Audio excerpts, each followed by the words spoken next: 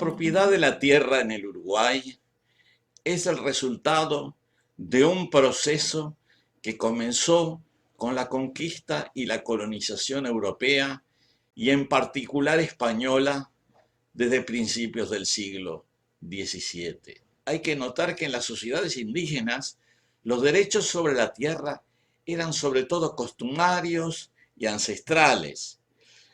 La tierra no era ni un objeto de propiedad ni de intercambio. Las autoridades imperiales españolas, al igual que lo hacían en otras partes del continente, cambiaron este sistema de tipo comunitario y tradicional, dividiendo el territorio en parcelas urbanas, chacras y suertes de estancias, asignándolas a personas generalmente elegidas administrativa o políticamente.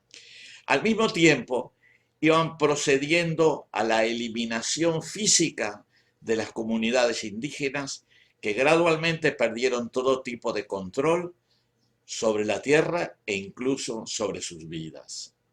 Esa fue la primera extranjerización. Los sucesores de los primeros asignatarios de tierras, ya sea por herencia o a través de cesión, continuaron en posesión y propiedad de la tierra, generándose un régimen latifundario con predios muy extensos, a menudo de varios miles de hectáreas. Como el país fue dedicado por largo tiempo a la ganadería extensiva, esas propiedades estaban pobladas por muy poca gente, que podían incluir al estanciero, que era el propietario de los mismos, y unas pocas personas, generalmente peones duchos, en el manejo del ganado en el campo. Muchas veces las familias de estos trabajadores, hay que notar que ni siquiera se les consideraba trabajadores, vivían en rancheríos en los límites de las estancias o en terrenos fiscales que todavía no se habían adjudicado por los sucesivos gobiernos. A fines del siglo XIX y principios del siglo XX, la producción ganadera de vacunos y ovinos estuvo controlada sobre todo por capitales europeos, como fue el caso del frigorífico Liebig en Fraiventos y varias plantas saladeriles y frigoríficas en Montevideo. El proceso continuó con la gradual subdivisión de las grandes estancias que pasaron a ser propiedad de los herederos de los antiguos latifundistas, disminuyendo el tamaño de los predios. Simultáneamente se fue dando la desaparición de los antiguos rancheríos rurales, cuyas poblaciones migraron a pueblos y ciudades cercanas, a menudo a viviendas del Plan MEVIR, que es un plan gubernamental que tenía como fin eliminar las viviendas insalubres en las zonas rurales o a la capital del país. De todas maneras, a pesar de esas mejoras, la población rural, dependiente del trabajo de campo y los propios trabajadores rurales, continuaron viviendo en condiciones marginales, mucho peor que los núcleos urbanos, sin que se reconocieran sus derechos laborales. Esa fue la segunda extranjerización. Mucho tiempo después, ya en pleno siglo XXI, gran parte de la industria cárnica continúa siendo propiedad de empresas extranjeras. Un ejemplo de ello es la empresa Marfrig de Brasil, que controla más de la mitad de toda la producción de carne en el Uruguay. También las actividades agrícolas como el arroz, la soja y la cebada fueron y son controladas por empresas extranjeras que también, directa o indirectamente, controlan la tierra. En 1987, la aprobación y puesta en práctica de la ley forestal llevó a que importantes inversiones europeas y estadounidenses adquirieran grandes extensiones de tierra con destino a la explotación de las plantaciones forestales. Durante más de una década, los productos forestales fueron generalmente exportados en bruto sin procesamiento, ya sea como troncos o con procesamiento mínimo bajo la forma de chips.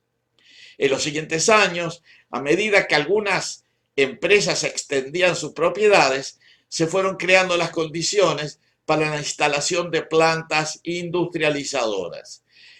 En la primera década del 2000 se instaló la primera planta de procesamiento de madera para la producción de celulosa en Fray Bentos por parte de la empresa Botnia de Finlandia, hoy propiedad de la empresa UPM también de Finlandia. Al mismo tiempo se estableció una industria para la producción de tableros por Weyerhaeuser, empresa de Estados Unidos, en Tacuarembó. El proceso continuó, se instaló una segunda planta productora de pulpa de celulosa en Conchillas, de la empresa Montes del Plata, que era propiedad de capitales suecos, finlandeses y chilenos, y en la actualidad se está construyendo una tercera planta, en este caso de UPM, en Pueblo Centenario, cerca de Paso de los Toros, en Durazno y Tacuarembó. Estas empresas, para mantener la producción de celulosa, que es de varios millones de toneladas al año, requieren controlar la propiedad de grandes extensiones de terreno. En la actualidad, 1 millón de hectáreas o más, que constituye algo así como el 8% de la superficie del país, está en manos de estas empresas industriales de producción de celulosa. Esta es la tercera extranjerización. En resumen, podemos decir que la propiedad de la tierra y la producción rural e industrial derivada en Uruguay ha sufrido sucesivas extranjerizaciones que llevaron a que en una primera época el control de la tierra haya estado en manos de pequeñas minorías familiares latifundistas que en cierta medida todavía subsisten, aunque han diversificado sus intereses económicos. Luego, este control criollo oligárquico de la tierra fue transferido en gran medida a empresas europeas, primero británicas, francesas, holandesas, y más tarde brasileras, estadounidenses, suecas, chilenas o finlandesas. Pero gradualmente fue disminuyendo la participación del capital nacional. Estos cambios, que indudablemente afectan la soberanía del país, se relacionan con su origen colonial, el tamaño relativamente pequeño y la creciente globalización que se experimenta a nivel mundial. Por esa razón, siempre Uruguay ha tenido dificultad para hacer valer este aspecto de su soberanía. Los dos últimos procesos de extranjerización tuvieron relativamente poco efecto en la calidad de vida de la población rural del Uruguay.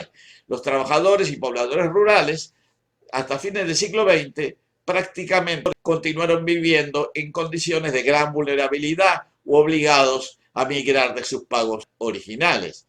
O sea que cuando la tierra estaba, y en gran medida todavía está, de la oligarquía terrateniente original o sus herederos, la calidad de vida del trabajador rural era marginal y prácticamente no se reconocían sus derechos como trabajadores. Para ser honestos, digamos que la extranjerización no empeoró esa situación, sino que en algunos aspectos la mejoró, sobre todo luego del reconocimiento de las 8 horas del trabajador rural, los consejos de salarios y la validación de sus derechos como trabajadores, que ocurrieron durante el gobierno que subió el poder en el año 2005.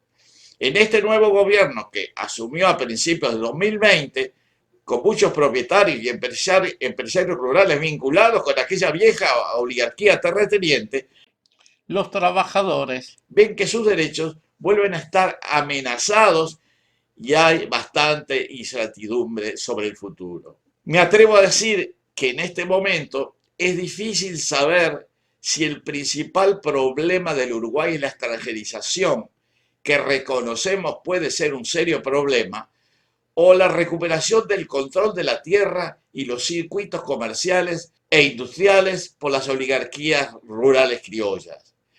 Estas pueden representar, me temo, un retroceso en las conquistas de los trabajadores rurales, con la continuación de las situaciones de marginación y pobreza de la población rural efectivamente productiva, que en definitiva es la que sostiene la base de la producción del país.